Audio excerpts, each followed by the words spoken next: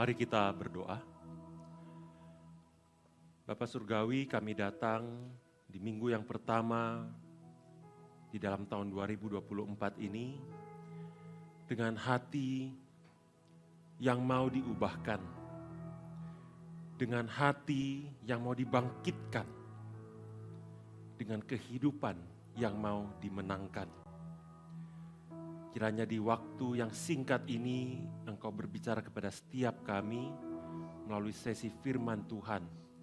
Urapi hamba-Mu, urapi jemaat-Mu.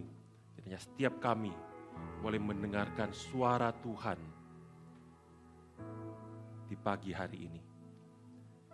Ini doa kami, demi Kristus Yesus Tuhan kami berdoa, kami mengucap syukur. Amin. Silakan duduk Bapak Ibu Saudara-saudari.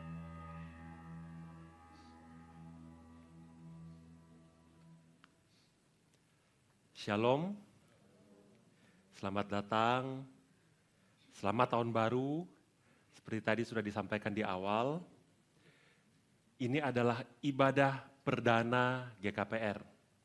Selama ini GKPR mengadakan ibadah di hari Rabu malam, ya, dan juga persekutuan interdenominasi dan Bible Class di Sabtu kedua dan ketiga setiap bulannya. Dan mulai hari Minggu ini, di tahun 2024, kita bersyukur kepada Tuhan, kita bisa mengadakan ibadah Minggu. Kami menyambut Bapak Ibu Saudara-saudari sekalian, kami mengajak Bapak Ibu Saudara-saudari untuk datang bersama keluarga, orang-orang terdekat, dan juga kalau mau membawa anak-anak, ya kami menyambut. Ada satu ruangan lagi di sebelah khusus untuk pelayanan anak. Ya tadi ada 2 saya lihat dan sudah jalan ke belakang ya. Oke, ya. Memang kita sudah putuskan bahwa kita sistemnya adalah intergenerasi. Jadi anak-anak ikut pujian bersama, nanti pas khotbah baru jalan ke sebelah. Ya, jadi nanti di pertemuan-pertemuan berikutnya akan terjadi hal yang sama. Anak-anak ikut pujian bersama, baru pas khotbah ke sebelah. Kalau mau tanya kenapa, itu jawabannya agak panjang, boleh di sesi tanya jawab nanti ya. Kita ada sesi tanya jawab. Untuk tahun 2024 ini, saya bergumul, berdoa, memikirkan, dan Tuhan menyatakan kepada saya untuk menggaungkan satu tema tahunan, satu visi, yaitu yang tertera di depannya, bangkit dan menang. Bangkit dan menang. Bangkit dari apa? Menang terhadap apa? Visi GKPR ya secara fondasional, secara dari awal pertama adalah fokus kepada peperangan rohani. Jadi tahun ini kita mau gaungkan itu. Bangkit dan menang. Ya, menang terhadap tipu muslihat iblis, terhadap di dalam segala aspek kehidupan. Khusus hari ini saya memilih satu tema, yaitu worshipful life. Mari sama-sama kita baca di dalam Matius 4 ayat 8 sampai 11. Kita sama-sama membaca. 1, 2, 3. Dan iblis membawanya pula ke atas gunung yang sangat tinggi dan memperlihatkan kepadanya semua kerajaan dunia dengan kemegahannya. Dan berkata kepadanya, semua itu akan kuberikan kepadamu jika engkau sujud menyembah aku. Maka berkatalah Yesus kepadanya, enyalah iblis, sebab ada tertulis, engkau harus menyembah Tuhan Allahmu dan hanya kepada Dia sajalah engkau berbakti. Lalu iblis meninggalkan dia dan lihatlah malaikat-malaikat datang melayani dia. Melayani Yesus. Di dalam Matius 4 ada 3 pencobaan yang dicatat. Sebetulnya ada penafsir mengatakan itu 40 hari, tiap hari ada pencobaan. Cuman yang dicatat yang paling besar, yang paling signifikan, 3 ini. Dan yang baru saja kita baca tadi, kita menyaksikan salah satu pencobaan yang dialami Tuhan Yesus adalah isu worship. Isu penyembahan, isu peribadahan. Dan pencobaan ini ada pencobaan terakhir, yang ketiga ya. Artinya ini pencobaan terberat dan terbesar. Logikanya gitu kan, pertama dicobai mungkin yang ringan dulu. Tapi makin lama kan nggak mungkin tambah gampang, pasti tambah susah. Dan yang terakhir paling ujung itu tentang apa? Tentang penyembahan, tentang peribadahan.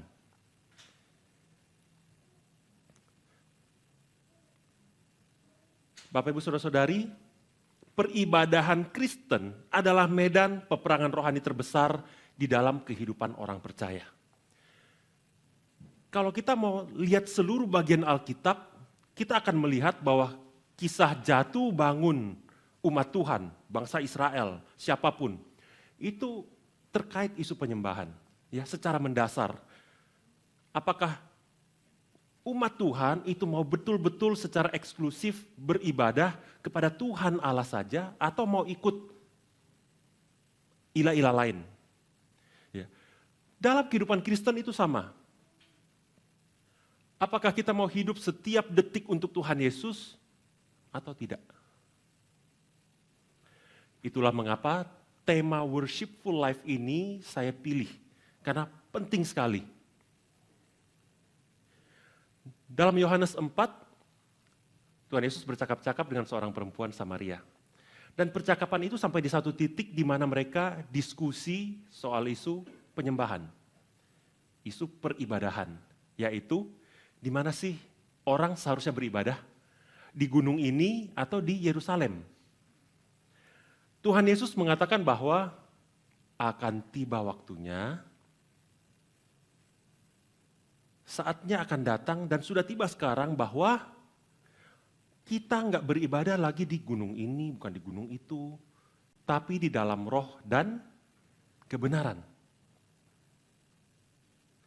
Artinya, ibadah Kristen itu tidak lagi diikat oleh ruang dan waktu. Ibadah Kristen itu tidak hanya terjadi di hari Minggu di ruang kebaktian jam 10 pagi sampai jam 11.30, tapi ibadah Kristen itu terjadi kapan saja dan di mana saja. Tetangga kita ya, mengerti konsep ini jauh lebih baik dari kita. Bagi mereka senyum pun itu adalah ibadah. Kebersihan pun adalah sebagian dari iman. Setiap aspek hidup, setiap detik hidup itu adalah ibadah di hadapan Tuhan Allah. Supaya kita mengalami kebangkitan dan kemenangan dalam hidup penyembahan kita, hari ini saya mau bahas 3 hal. Saya akan bahas 2 elemen liturgi yang kita sudah lakukan hari ini dan menjadi keunikan di dalam ibadah GKPR, yaitu panggilan ibadah dan itu bukan doa syafaat ya, itu harusnya, oh ini ketukar slide-nya ya. Jadi harusnya hari ini kita akan membahas mengenai panggilan ibadah, kalau di beberapa gereja itu namanya votum, dan perjamuan kudus. Jadi kita setiap kali ada ibadah, setiap kali ada perjamuan kudus.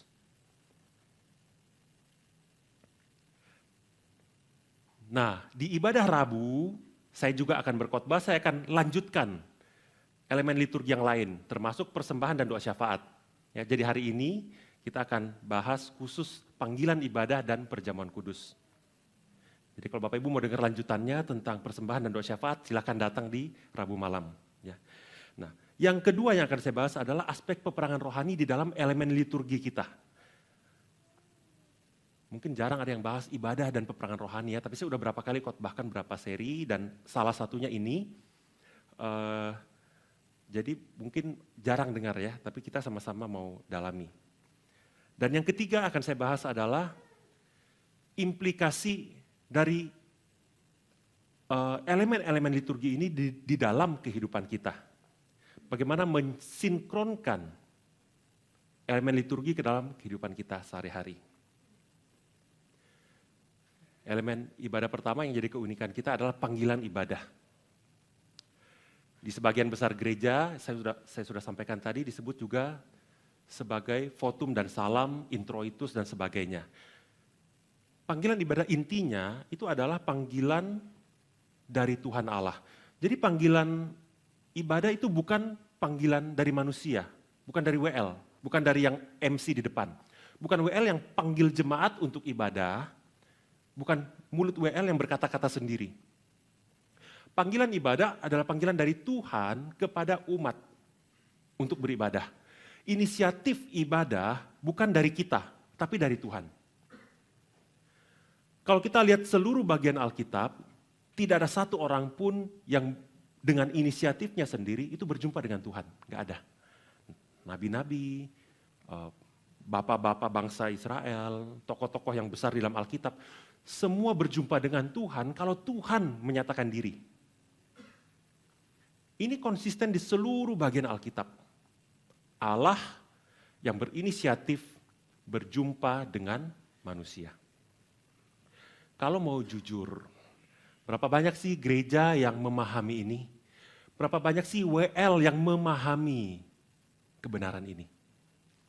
Di kebanyakan gereja, ibadah itu dimulai WL seolah-olah jadi yang punya acara. Kata-kata dari WL itu kira-kira kayak gini. Apa kabar jemaat Tuhan? Kita mau memuji Tuhan hari ini, kita mau masuk ke dalam hadirat Tuhan. Kita mau mengangkat puji-pujian bagi Tuhan. Yes. Ini kalimat-kalimat ini sepertinya biasa ya, nggak ada yang aneh. Nggak ada yang salah, karena kita bertahun-tahun udah dengar kalimat ini dari mimbar. Tapi saya mau katakan kepada kita semua, itu adalah bagian dari tipu muslihat iblis. Kalimat-kalimat itu bikin kita pelan-pelan nggak lagi lihat ibadah sebagai satu undangan dari Tuhan. Kita melihat ibadah sebagai satu pilihan yang kita ambil di hari Minggu pagi. Mau bangun jam berapa, mau datang apa enggak, mau on time atau ya udah telat-telat dikit lah kan khotbahnya setengah jam setelah puji-pujian. Mau ibadah di mall mana, mau lihat yang rame di mana, lagi ada event di mana, lagi ada gereja yang ulang tahun di mana, ada souvenirnya di mana gitu ya. Iblis itu menggeser pusat penyembahan dari pribadi Allah Tritunggal kepada manusia dan kebutuhan manusia. Coba perhatikan di luar sana. Kalimat-kalimat dari WL itu isinya, subjeknya adalah manusia. Ya, subjek kalimatnya itu manusia. Ya, saya udah kasih contoh tadi. Kita mau mengangkat pujian, kita mau masuk ke dalam hadirat Allah, kita mau duduk di dekat kaki Tuhan. Ya, kalimat-kalimat itu indah ya, kedengarannya bagus. Dan bukannya nggak boleh, tapi kalimat ini tidak boleh muncul mendahului firman Tuhan. Kalimat ini harus muncul setelah Tuhan panggil kita, baru kita respons. Jadi Tuhan harus panggil kita dulu. Firman Tuhan harus dinyatakan dulu. Bapak Ibu Saudara-saudari, tidak sedikit hari ini gereja menjadikan kebaktian satu komoditas, satu produk yang ditawarkan di pasar. Dengan budaya konsumerisme, kita tinggal pilih mau ibadah di mana, mau gaya apapun ada.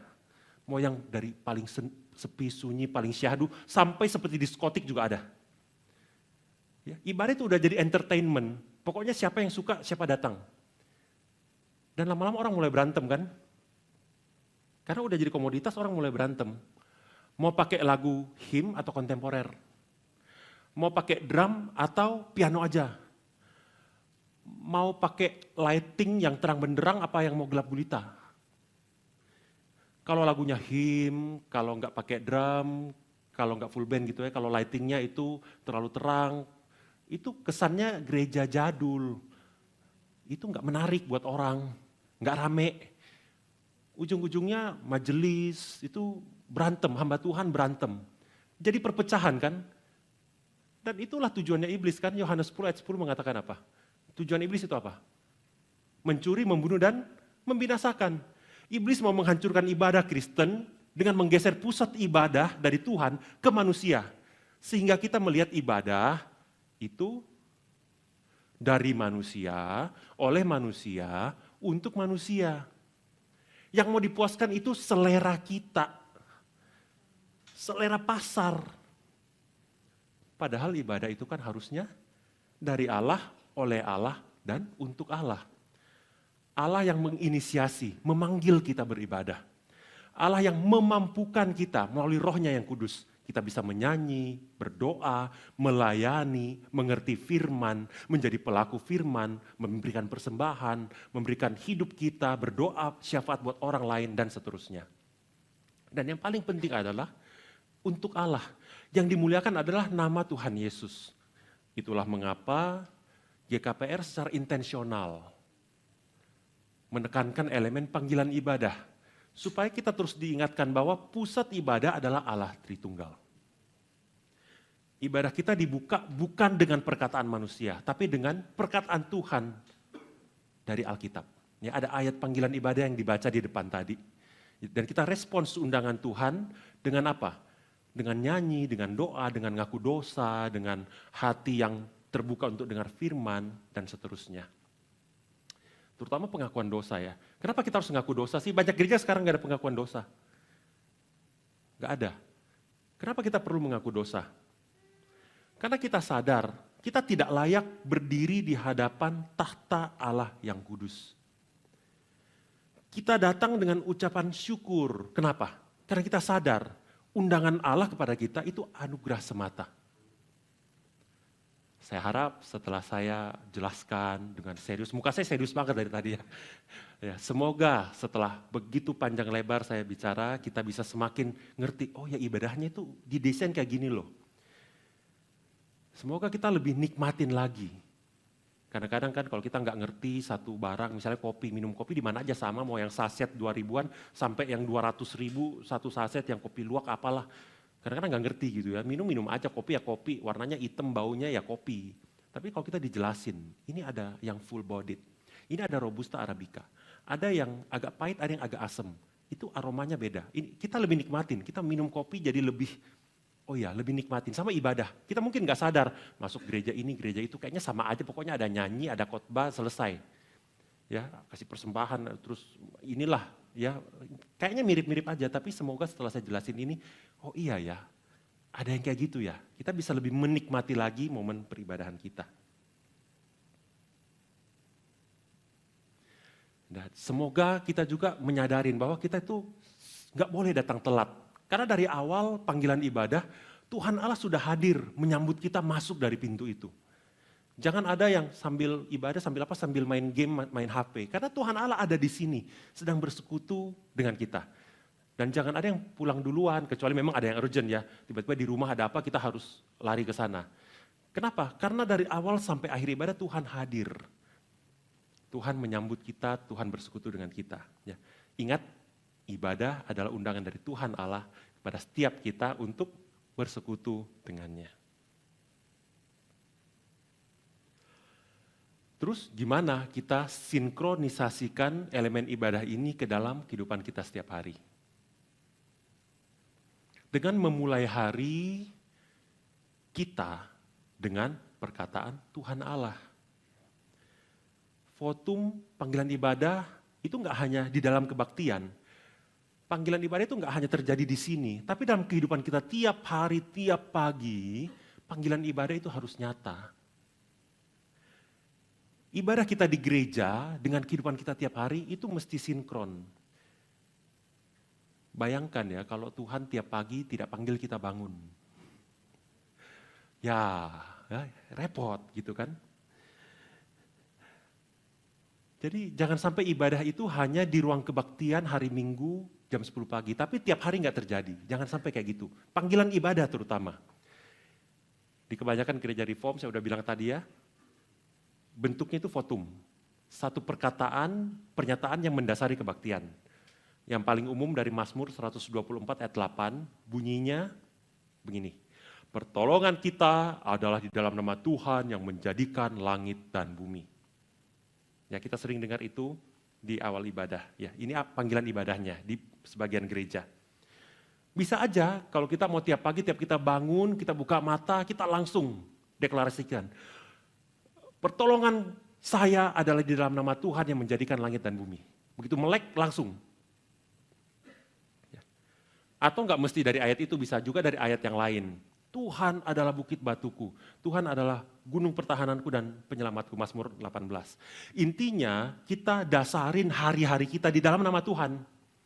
Mau saat teduh, mau renungan, mau mesbah keluarga, mau puji-pujian, mau daily votum kayak tadi, mau pernyataan, pertolongan saya hari ini di dalam nama Tuhan. Intinya kita nggak mau dasarin hidup kita sehari-hari di dalam nama cuan, di dalam nama yang penting happy, di dalam nama bos, di dalam nama setan, apalagi gitu ya. Kita memulai hari kita dengan perkataan Tuhan Allah. Sama seperti di dalam kebaktian, di dalam ibadah.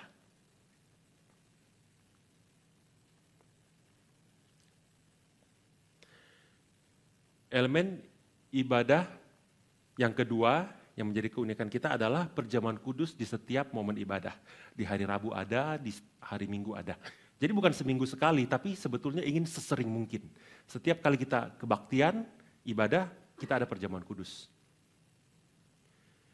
Di kebanyakan gereja Protestan, perjamuan kudus dilakukan biasanya 1 kali 1 bulan. Ada juga yang setahun cuma mungkin 3 kali atau 2 kali atau 4 kali.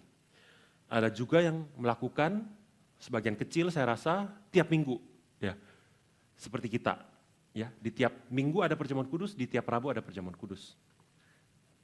Pertanyaan saya, apakah perjamuan kudus itu adalah sebuah opsi yang kita putuskan? Ya kita tentuin aja mau setahun 2 kali, 3 kali, ya kita mau lakukan apa enggak lakukan. Saya mau bahas sedikit mengenai Lukas 24, ya, dalam perjalanan ke Emmaus. Saya rasa kita familiar ya. Jadi di dalam kisah ini ada 2 murid Tuhan Yesus yang lagi jalan ke Emmaus dari Yerusalem. Mereka ketemu Tuhan Yesus di tengah jalan, Tuhan samperin mereka. Inisiatif Tuhan ya, Tuhan selalu yang nyamperin. Gak pernah mereka yang nyamperin, tapi selalu Tuhan yang nyamperin. Dan waktu jalan ngobrol sama Tuhan, mereka nggak ngenalin, mereka nggak tahu itu Tuhan yang lagi ngobrol sama mereka. Sampai mereka duduk satu meja makan dengan Tuhan, baru mata mereka melek, mereka lihat, loh itu Tuhan toh. Selama ini mereka nggak tahu, udah jalan ngobrol nggak tahu. Setelah duduk makan bareng, baru sadar. Nah, bayangin, setelah mereka duduk sehidangan dengan Tuhan, setelah mereka perjamuan dengan Tuhan, baru mereka ngerti siapa Tuhan. Mereka ngerti firman Tuhan. Mereka percaya sama kebangkitan. Imannya itu muncul. Dan yang paling penting mereka jadi saksi kebangkitan Tuhan kepada orang-orang yang lain. Perjamuan kudus itu adalah sarana kita menerima anugerah Allah. Yaitu supaya kita dimampukan untuk ngerti firman. Untuk beriman, untuk melakukan firman. Jadi perjamuan kudus itu bukanlah satu opsi, melainkan sebuah tindakan iman. Di mana firman diberitakan, disitulah sakramen perjamuan kudus juga dijalankan. Setiap kali kita mendengarkan firman Tuhan melalui khotbah, kita perlu respons dengan tindakan iman. Dengan cara apa? Dengan menyambut tubuh dan darah Kristus. Dengan demikian kita menyatakan misteri iman kita, yaitu mystical union with Christ, persatuan dengan tubuh Kristus. Dan itu adalah satu komitmen, kita mau jadi seperti Tuhan Yesus yang melakukan firman Bapaknya. Dan itu bukan kita yang mau, Tuhan Yesus yang panggil kita. Tuhan Yesus yang perintahkan kita. Tubuh dan darahnya yang memampukan kita, menyucikan kita. Dan dengan keras sekali saya mau sampaikan kalimat berikut ini. Menolak melakukan perjamuan kudus sesering mungkin itu adalah sebuah tindakan melecehkan anugerah Allah. Gak banyak mimbar yang khotbahkan ini ya. Menolak melakukan perjamuan kudus itu adalah melecehkan anugerah Allah. Tentu ada aturannya, di beberapa gereja harus baptis dulu. Tapi di sini pokoknya percaya Tuhan Yesus satu-satunya Tuhan Juru Selamat, boleh terima perjamuan kudus. Tidak wajib mesti baptis dulu. Tidak mungkin kita periksakan mana surat baptisnya, enggak. Tapi kalau sudah percaya dengan nurani, saya percaya Tuhan Yesus. Dan saya mau bersekutu satu meja makan dengan Tuhan Yesus. Saya mau terima tubuh darahnya. Saya mau bersatu dengan dia. Saya mau jadi pelaku firman. Saya mau terima misteri iman itu. Boleh. Bapak Ibu Saudara-saudari, lagi-lagi. Berapa banyak sih pendeta yang ngerti ini? Berapa banyak sih majelis yang ngerti ini? Berapa banyak jemaat yang ngerti ini? Kebanyakan gereja itu nggak mau ambil pusing dengan perjamuan kudus. Apalagi sering-sering. Kalau perjamuan kudus dilakukan sering-sering tiap minggu, nanti durasi ibadahnya jadi lama, ketambahan 20 menit, setengah jam. Nanti sering-sering ya kita nggak sakral lagi. Bahkan mungkin kalau asal-asalan bisa kena hukuman, ada ayatnya itu. Apalagi nanti keuangan gereja bengkak, beli roti anggur itu nggak murah, 1 biji bisa 2.000, 1 set gitu ya. Dan saya rasa itulah tipu muslihatnya setan. Iblis itu sangat paham bahwa perjamuan adalah sarana kita menerima anugerah Tuhan Allah. Semakin jarang kita terima, semakin bagus. Kalau perlu, iblis itu dia intimidasi kita. Kamu terima perjamuan, kalau asal-asalan nanti kena hukuman loh. Saya mau tanya, kita perlu kudus untuk terima perjamuan, atau kita terima perjamuan sebagai bagian dari pengudusan kita? Kita perlu kudus untuk terima Roh Kudus, atau kita terima Roh Kudus untuk menyucikan hidup kita? Kita perlu murni dulu untuk terima firman, atau kita terima firman untuk memurnikan pikiran kita, hidup kita, hati kita. Kita perlu kudus untuk diselamatkan, atau kita diselamatkan untuk menjalani proses pengudusan. Lihat polanya, sama ya. Jadi perjamuan kudus juga sama. Kita terima perjamuan kudus, apakah kalau kita sudah kudus, ya, jadi kudus dulu baru terima perjamuan, atau terima perjamuan sebagai bagian dari pengudusan? Bapak Ibu Saudara-saudari, perjamuan kudus tidak semestinya dilakukan jarang-jarang. Setahun 2 kali, sebulan sekali, tapi semestinya sesering mungkin. Sekali lagi saya tekankan, di mana ada firman diberitakan, di situ seharusnya perjamuan kudus juga dilaksanakan.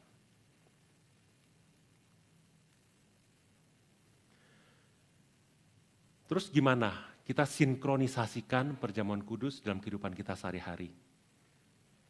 Kalau tadi kita sudah dengar daily votum, ya votum yang sehari-hari, sekarang saya mau kenalkan yang namanya daily communion.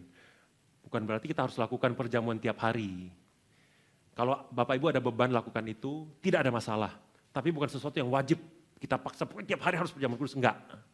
Itu dari hati kita, relasi kita dengan Tuhan. Nah, apa itu daily communion? Itu ada esensi perjamuan kudus sebetulnya. Setiap kali kita berpartisipasi dalam perjamuan kudus, itu artinya kita diterima di meja perjamuan Tuhan, di meja makannya Tuhan. Dan esensi paling mendasar dari ini adalah rekonsiliasi dengan Allah dan sesama. Kita duduk satu meja makan dengan Tuhan, kita duduk satu meja makan dengan saudara seiman kita. Itu artinya kita saling menerima satu sama lain. Kalau Tuhan aja terima kita duduk satu meja makan sama Dia, kenapa kita tidak berrekonsiliasi dengan sesama kita?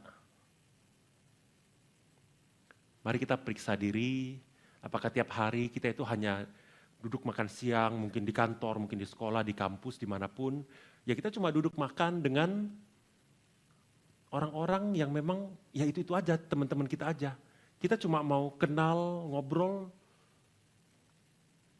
Kita nggak mau makan ngobrol dengan orang yang mungkin kurang akrab lah, kayaknya nggak terlalu kenal gitu.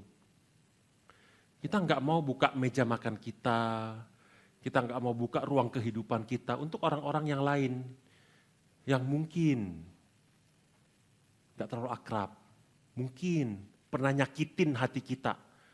Mungkin kita pikir bukan level gua lah. Mungkin kita dari jauh ngeliat dia, kayaknya kok tampangnya serius banget ya, kayak saya gitu, dari jauh kelihatan serius gitu ya. Kenapa kita tidak buka hidup kita untuk orang-orang yang mungkin asing buat kita?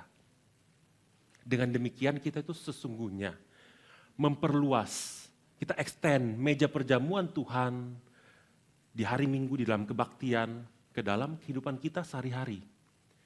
Mengampuni keluarga kita, mengampuni teman kantor kita, atasan kita, bawahan kita yang pernah nyakitin kita. Ya, itu esensi dari perjamuan, kita berrekonsiliasi karena kita sudah diterima oleh Tuhan. Kiranya setiap kita semakin hari itu boleh semakin ngerti dan semakin menikmati ya elemen-elemen ibadah di dalam kebaktian kita. Dan kita bisa terapkan juga di dalam kehidupan kita sehari-hari dengan satu kesadaran bahwa ini adalah peperangan rohani yang kita itu harus bangkit dan harus menang. Di dalam aspek ibadah ya, di kebaktian minggu dan juga setiap hari. Amin. Apakah ada pertanyaan? Ya, ini salah satu keunikan kita ya. Jadi khotbah kita itu enggak terlalu panjang, tidak 30-40 menit seperti di gereja lain. 15, 20, maksimal 25 menit, setelah itu kita tanya jawab. Khotbah saya barusan 25 menit. Ya. Jadi silahkan Bapak Ibu kalau ada pertanyaan, boleh bertanya.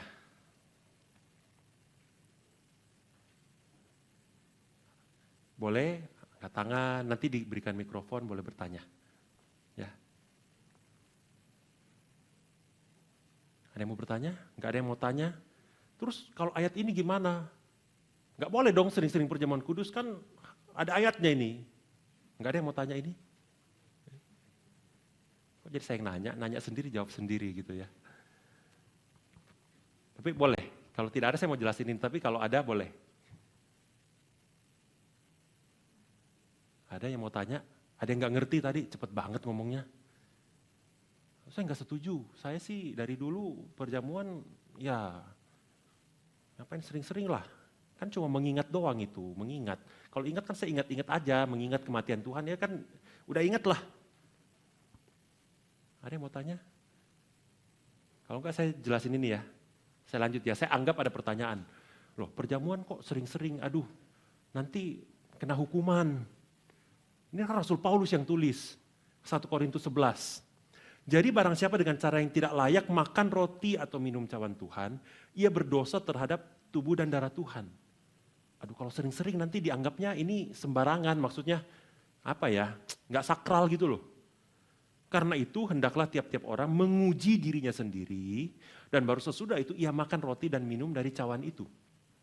Karena barang siapa makan dan minum tanpa mengakui tubuh Tuhan, ia mendatangkan hukuman atas dirinya sendiri. Sebab itu banyak di antara kamu yang lemah dan sakit dan tidak sedikit yang meninggal. Kalau kita menguji diri kita sendiri, hukuman tidak menimpa kita.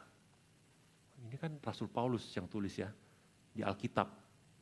Wah, ini bahaya nih, nggak boleh dong sering-sering perjamuan kudus. Bapak Ibu Saudara-saudari, saya mau perkenalkan dua istilah.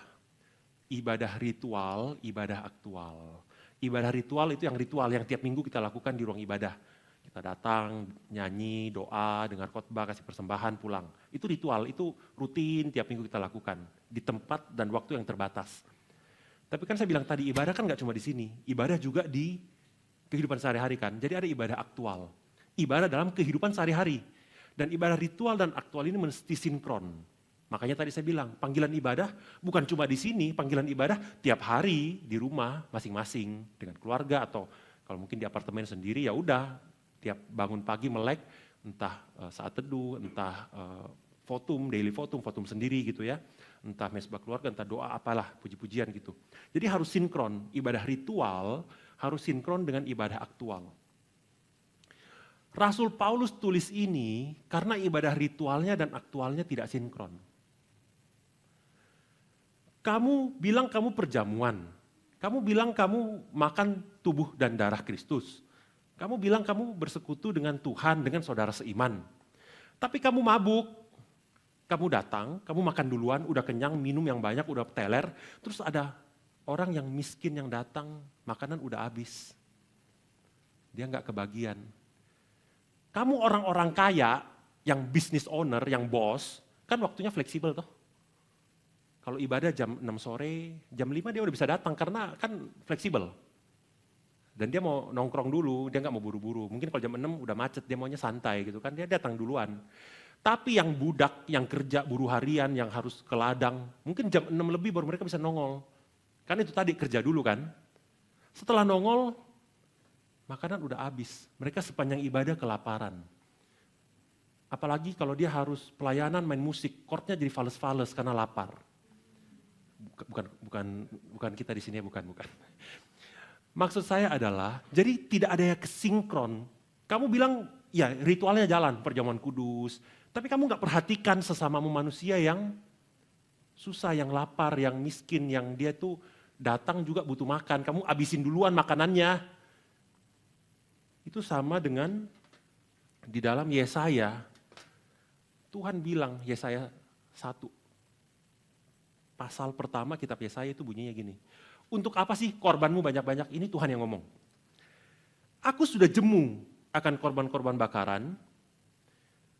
Semua korbanmu, lembumu, itu aku nggak suka. Kalau kamu menadahkan tanganmu untuk berdoa, aku akan memalingkan muka. Aku tidak akan dengar meskipun kamu berkali-kali doa. Kita kan sering dengar ya, doa pasti Tuhan jawab, ya tidak tunggu. Ada loh, Tuhan tidak dengar dan Tuhan palingkan muka. Dan ini firman Tuhan. Jadi Tuhan tidak mesti dengar doa kita. Ada waktu-waktu Tuhan bilang, tanganmu penuh dengan darah, saya nggak mau dengar doamu. Ibadah ritualmu dengan ibadah aktualmu nggak sinkron. Ngapain kasih persembahan kalau pulang korupsi? Ngapain di sini nyanyi mulut manis tapi di luar mulutnya kasar? Ngapain di sini pura-pura dengar firman tapi pulang nggak dilakuin juga? Ngapain di sini pura-pura panggilan ibadah tapi di rumah nggak ada panggilan, tidak menghayati itu? Ngapain ada perjamuan tapi di rumah nggak menghayati itu? Ya, ibadah ritual aktual nggak sinkron. Makanya dikatakan di bawah, belajarlah berbuat baik, usahakanlah keadilan, kendalikan orang kejam, bela hak anak yatim, perjuangkan perkara janda. Perhatikan orang kecil. Ngapain doktrin hebat, ibadah lancar, persembahan besar, ngapain semua ritual ini kalau nggak ada aktualnya? Makanya kita di GKPR sering sebut ya, kita mau perhatikan ortodoksinya. Ortodoks itu maksudnya doktrinnya, firmannya, harus yang reform, berkualitas. Tapi kita nggak mau cuma ngomong doang, kita mau lakukan itu. Kita mau ortopraksi, mau lakukan. Lakukan dengan hati, itu keluar dari dalam, dengan cinta kasih, dengan perhatian. Kepada orang-orang yang mungkin marginal, orang-orang yang kita mungkin rasa, orang kecil apa sih gitu. Tapi kita mau perhatikan 3 ini. Kalau istilahnya susah, ortodoksi, praksi, ortopati, ingat 3H. Head, heart, hand. Doktrinnya mesti benar, hatinya mesti penuh belas kasihan, dan lakukan. Ya, jadi jangan cuman, ya kasihan ya, saya tahu sih harus bantu, tapi nggak usah. Ya sama aja, jadi harus 3H. Saya kalau gini nanti dibilang kampanye lagi ya. Pokoknya 3H. Head, heart, hand. Doktrin benar, hatinya benar, memberi persembahan dengan sukacita, menolong orang dengan kerelaan hati, dengan cinta kasih, dan lakukan itu benar-benar konsisten gitu. Oke, jadi kalau tanya, perjamuan ini ada ayatnya, nggak boleh sering-sering. Bukan nggak boleh sering-sering. Ngapain lakukan perjamuan kalau hidupmu sendiri nggak beres? Kamu mengatakan tubuh Kristus. Tapi sesamamu sendiri yang sesama tubuh Kristus, kamu dalam tanda kutip lecehkan. Karena dia orang miskin, datangnya telat, kamu nggak kasih makan. Untuk apa? Gitu. Jadi Rasul Paulus tegur, bukan nggak boleh sering-sering ya perjamuan, bukan. Tapi yuk kalau jalankan ibadah ritual, aktualnya juga jalan. Gitu. Ya, jadi kalau ada yang punya pertanyaan, masa sih perjamuan harus sesering mungkin? Ini ada ayatnya nggak boleh sering-sering, bukan. Ya, bukan itu. Ada lagi pertanyaan seputar khotbah hari ini? Itu Aaron angkat tangan apa garuk kepala? Oh dia gini-gini, saya pikir dia mau tanya. Ada, tadi saya lihat Pak Raymond pegang mic. Oke. Oh sudah terjawab, pertanyaannya sama kayak tadi. Oke. Ya. Oke. Kalau sudah tidak ada pertanyaan, saya mengajak kita arahkan hati, pikiran, siapkan hati, pikiran. Kita mau mengambil bagian di dalam meja perjamuan Tuhan.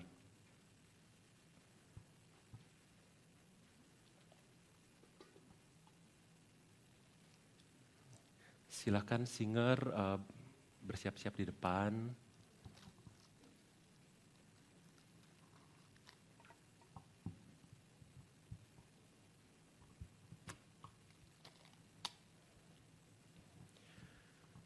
Tuhan Yesus sendiri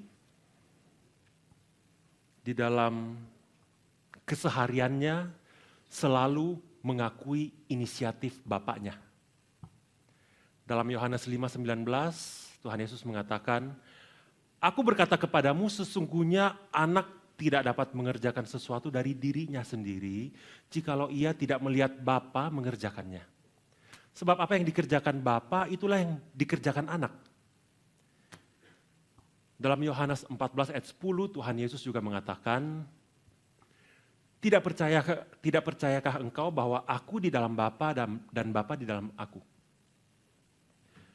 Apa yang aku katakan kepadamu, tidak aku katakan dari diriku sendiri, tetapi Bapa yang diam di dalam aku, dialah yang melakukan pekerjaannya. Iblis mau menggeser sentralitas Bapa dari pelayanan Tuhan Yesus melalui pencobaan. Salah satunya kita lihat tadi di depan, ya, pencobaan di padang gurun. Tapi bagi Tuhan Yesus, kehendak Bapa itu ada di atas segala-galanya. Mari kita meneladani Tuhan Yesus yang selalu mengakui inisiatif Bapa, inisiatif Allah di dalam kehidupannya. Mari kita terapkan daily votum, panggilan ibadah harian. Kita perkatakan firman Tuhan setiap pagi kita bangun. Dengan cara renungan, devotional, mesbah keluarga, puji-pujian, dengan mengucapkan kalimat votum, dengan doa, ya, dan seterusnya. Karena apa? Karena kita sadar, hidup kita itu tidak didasari oleh diri kita sendiri, oleh uang kita, oleh relasi kita, kuasa kita, enggak. Tapi apa? Oleh firman Tuhan. Dan Tuhan Yesus dalam kesehariannya, dia juga menunjukkan dia mau terima siapapun datang kepada dia. Dia makan dengan begitu banyak orang, mulai dari orang Farisi, orang-orang yang terhormat, yang kaya, sampai orang-orang yang dianggap berdosa, dianggap hina, yang miskin, yang termarginalkan. Dan saya rasa budaya kita, ya, budaya Asia, budaya mungkin Indonesia, Jawa, Chinese, duduk makan dengan seseorang, itu adalah simbol relasi dan persekutuan yang intim. Duduk makan, apalagi kalau satu piring dengan dia gitu ya, itu berarti kan kita akrab dengan dia. Kita mengambil bagian dalam kehidupan dia. Dan kita buka hidup kita untuk dia, itu boleh ambil bagian di dalamnya. Mari kita teladani Tuhan Yesus dengan kita buka pintu persekutuan dengan orang-orang yang selama ini mungkin kita jarang interaksi. Padahal ada di sekitar kita. Ya, mari kita rekonsiliasi dengan orang-orang terdekat kita. Yang mungkin kita pernah sakit hati. Dan mungkin sekarang jadi ada jarak. Bapak Ibu Saudara-saudari, saat ini Tuhan Yesus mengundang setiap kita yang sudah percaya kepadanya. Yang sudah percaya bahwa dia satu-satunya Tuhan dan Juru Selamat. Dia undang kita untuk duduk makan dengan dia satu hidangan. Ya, setiap kita yang sudah percaya kepada Tuhan Yesus Kristus sebagai satu-satunya Tuhan dan Juru Selamat, boleh berpartisipasi di meja perjamuan Tuhan. Meskipun mungkin belum dibaptis, mungkin KTP-nya masih lain, ya, belum Kristen. Tidak menjadi masalah. Yang penting hati kita, relasi kita dengan Tuhan. Bapak Ibu Saudara-saudari, pada malam ketika Tuhan diserahkan, dia mengambil roti, dia mengucap syukur atasnya, dia memecah-mecahkannya, dan memberikannya kepada murid-muridnya seraya berkata, "Inilah tubuhku yang diserahkan bagimu. Perbuatlah ini menjadi peringatan akan aku." Demikian Tuhan Yesus mengambil cawan, mengucap syukur atasnya, memberikannya kepada murid-muridnya seraya berkata, "Cawan ini adalah perjanjian baru yang dimateraikan oleh darahku. Perbuatlah ini setiap kali kamu meminumnya menjadi peringatan akan aku." Saya mengundang petugas perjamuan untuk membagikan roti anggur dan singer akan menyanyikan pujian.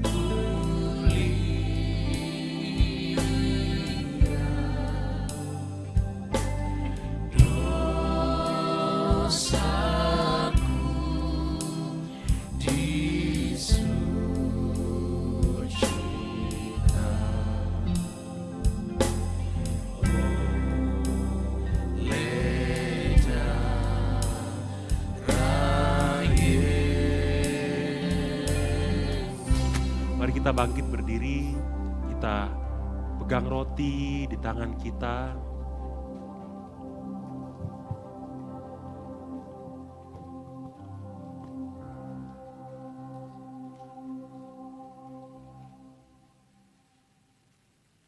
Mari kita angkat roti. Inilah tubuh Tuhan Yesus yang sudah dipecahkan bagi setiap kita.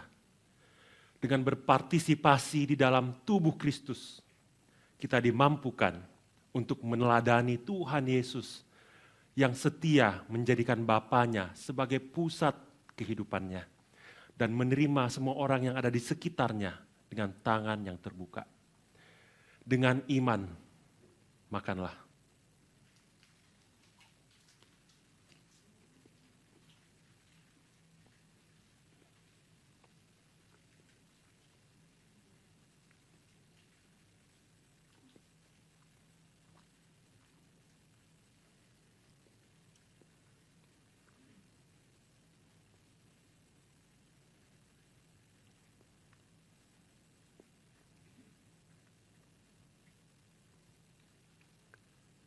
Inilah darah Kristus yang sudah dicurahkan demi keampunan dosa dunia. Darahnya membasuh dosa kita, semua kesalahan kita, tatkala kita gagal menjadikan dia pusat kehidupan kita, dan tatkala kita gagal untuk berekonsiliasi dengan orang-orang di sekitar kita. Dengan iman, minumlah.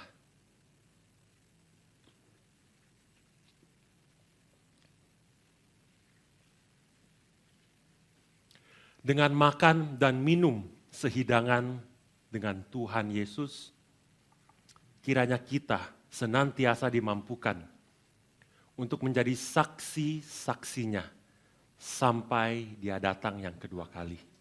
Amin. Mari kita berdoa.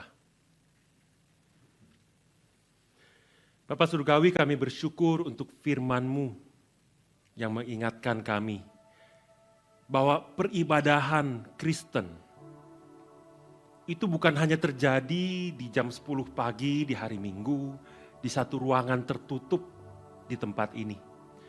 Tapi sesungguhnya seluruh hidup kami itu adalah ibadah. Ibadah yang harus didasari oleh firman Tuhan sendiri. Ibadah yang bukan didasari oleh inisiatif manusia, perkataan manusia, kehendak manusia. Tapi hidup kami adalah ibadah yang didasari, diinisiasi oleh Tuhan Allah sendiri. Dan hidup kami itu adalah satu persekutuan yang intim. Pertama-tama dengan Tuhan dan juga yang tidak kalah penting dengan sesama kami. Kiranya firman-Mu mencelikkan akan pikiran kami, mengubahkan akan hati kami yang mungkin keras, dan boleh mengubahkan hidup kami supaya kami menjadi berkat untuk orang-orang yang ada di sekitar kami. Kami bersyukur untuk firman-Mu. Kiranya Roh-Mu yang kudus itulah yang memimpin hidup kami. Di dalam nama Tuhan Yesus Kristus kami berdoa, kami mengucap syukur. Amin.